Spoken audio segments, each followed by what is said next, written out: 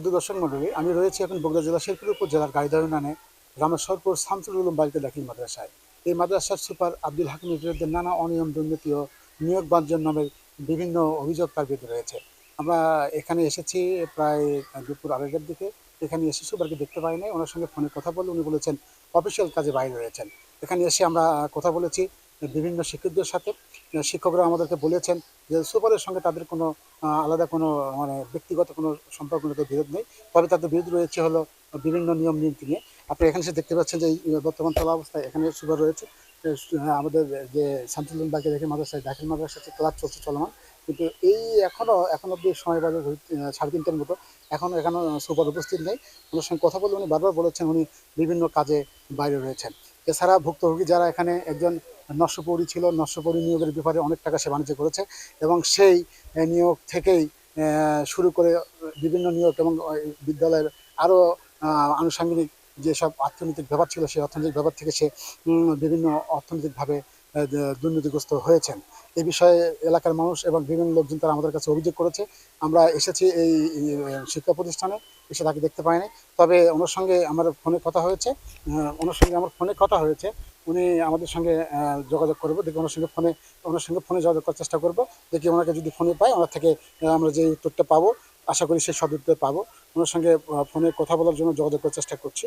দেখি উনি আমাদের সঙ্গে কি কথা বলেন। ওনার সঙ্গে আমরা ফোনে কথা বলার চেষ্টা করছি। আসসালামু আলাইকুম। হ্যালো, আসসালামু আচ্ছা, আলাইকুম। জি হুজুর, আমি সাংবাদিক সারোয়ার বলছিলাম চ্যানেল এস থেকে।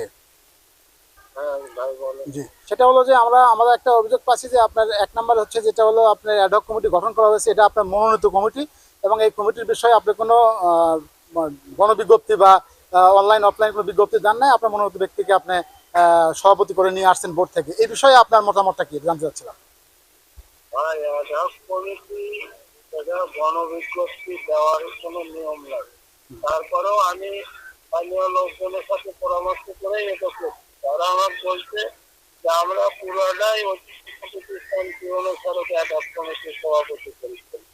আমার প্রতিষ্ঠানে জ্ঞানজামের কারণে তারা আমার পরামর্শ দিল যে আপনি এটা পুরনো সড়ক না করে আমি আস্তে আস্তে আমরা ভালো।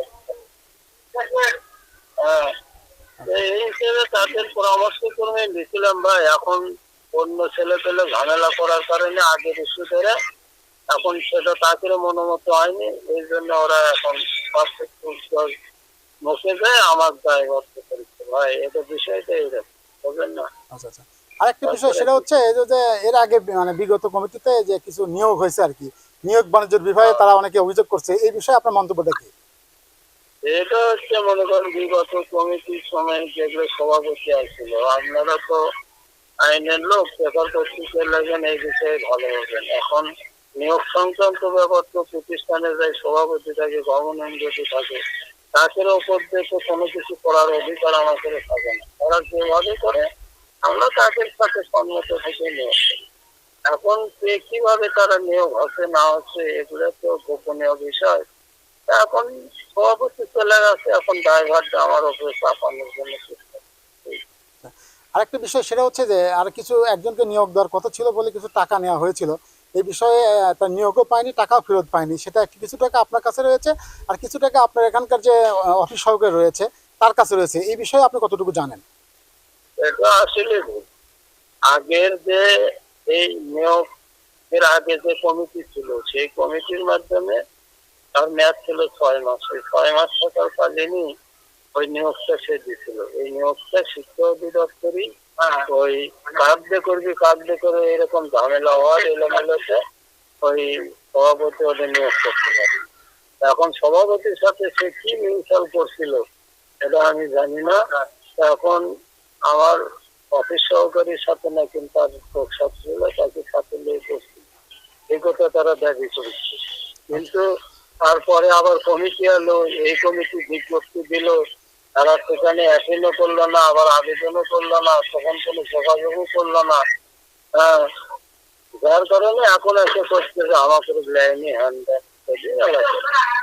এখন এগুলোর কি উত্তর দেবো ভাই? আমি তো এগুলো ভিত্তিহীন কথার উত্তর দেওয়া তো ঠিক আছে, ধন্যবাদ। আপনার সঙ্গে কথা বলেছেন।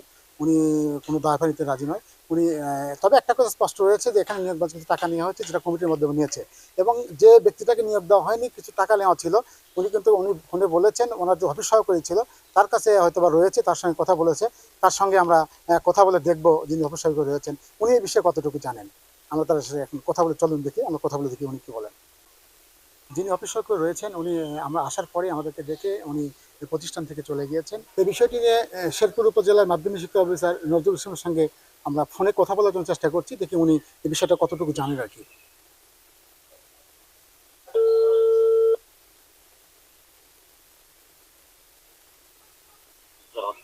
জি, আসসালামু আলাইকুম।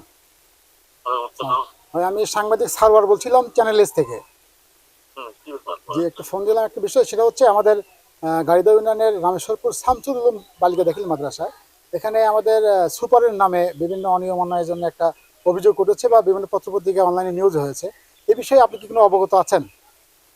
হ্যাঁ, অবগত মানে কালকে জানতে পারলাম যে তার অফিস পক্ষে নাকি তালা দিতে এলাকার লোকজন, এতটুকু জানি। সুভাষ সাহেবকে আমরা বিভিন্ন স্যার ডাকছিল আর কি, জি ডাকছিলেন। তো উনি ডাকার পরে প্রশ্ন করা হলো যে ওনাকে বলা হয়েছে যে টাকায় মাদ্রাসার সুস্থ পরিবেশ কিভাবে ফিরে আনবেন আপনি জানাবেন আমাদের। এই পর্যন্ত কথা হয়েছে তার সাথে। ঠিক আছে, ধন্যবাদ। বর্তমানে এই ছিল আমাদের বগুড়া জেলার শেরপুর উপজেলার রামেশ্বরপুর শামসুল উলুম বালিকা দাখিল মাদ্রাসার সর্বশেষ খবর। সারওয়ার জাহান, চ্যানেল এস, শেরপুর।